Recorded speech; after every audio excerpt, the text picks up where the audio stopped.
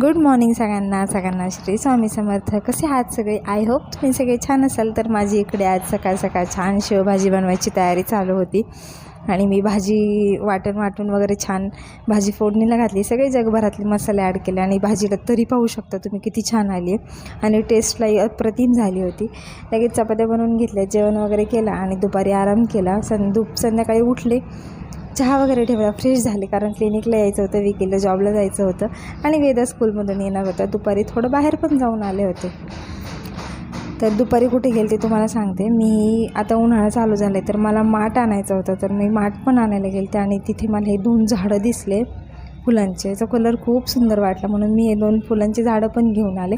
आता 2 दिवस ठेवणार असेच आणि मग लावणार, आपल्या वातावरणात थोडं सूट होऊ देणार. त्यानंतर मी क्लिनिकला आले. आज बऱ्यापैकी रोडवर फार ट्रॅफिक होतं कारण 2 दिवसावर शिवजयंती येऊन ठेपली आहे. तर मंडप वगैरे टाकतायत, सगळीकडे भगवे लावत आहेत. येता वहिनीने ही चिंच लिहिली होती, गावाला गेली ती वहिनी म्हणून माझ्यासाठी आणली होती. तर आजचा व्लॉग कसा वाटला मला कमेंट करून नक्की सांगा. धन्यवाद.